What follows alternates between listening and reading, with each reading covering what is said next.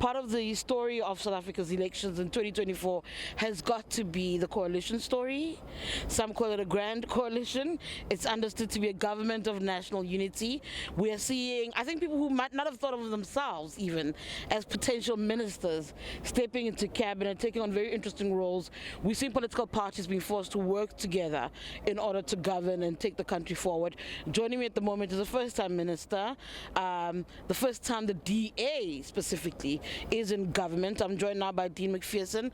Thank you for joining us. Dean is a Minister of Public Works. He's the guy who keeps telling everybody, he's the person who's telling everyone he's turning the country into a construction site. Construction, because we need to boost economic growth, and that comes through infrastructure development, and that in turn will then create the many needed jobs in South Africa.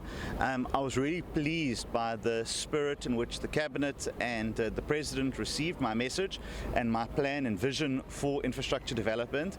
I think it's going to require better coordination. It's quite fragmented at the moment, so I'm looking to take ideas on how we can have a holistic approach to infrastructure development in local, provincial and national government, and how we can bring the private sector alongside to fund those projects, because the money just doesn't exist within the fiscus to do what we need to do on a national scale.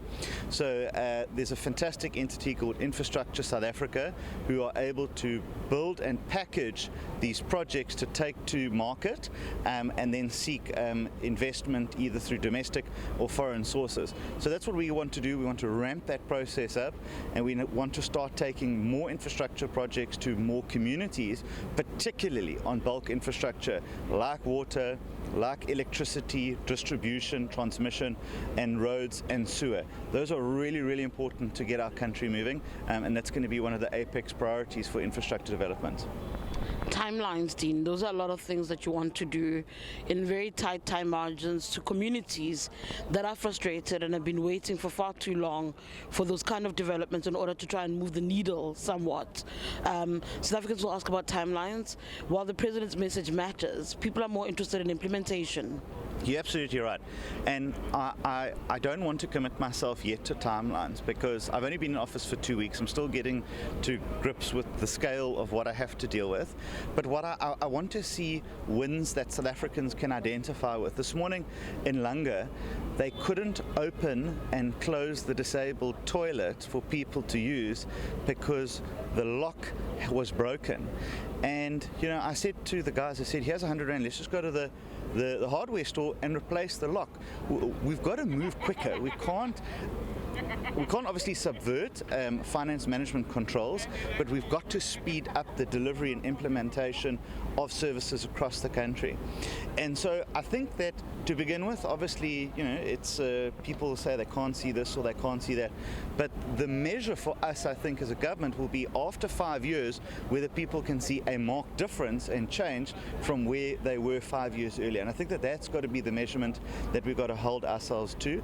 I'm also wanting to start giving my officials targets that we've got to meet around infrastructure investment, what we can attract, and how we can start getting shovels in the ground to start digging up the earth so we can start implementing. So those are some of the internal deadlines I want to give us, and once I have those and those are agreed on by the department, I'll take them to the public in the interest of transparency and say, this is where we are, this is what we've agreed to, and this is what you can now hold us accountable to.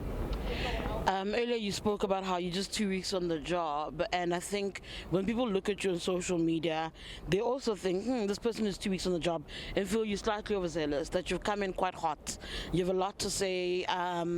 You are talking about the corruption, the cyber corruption, which I do think credit must be given to your Deputy Minister, Sikhize Gadala, and attempted to deal with it, I think, slightly more quietly, if you may, than what your approach is. I want you to first respond to the view that people have that people like you and Gates McKenzie are practicing megaphone diplomacy now you're doing your jobs. That's the first comment I'd like.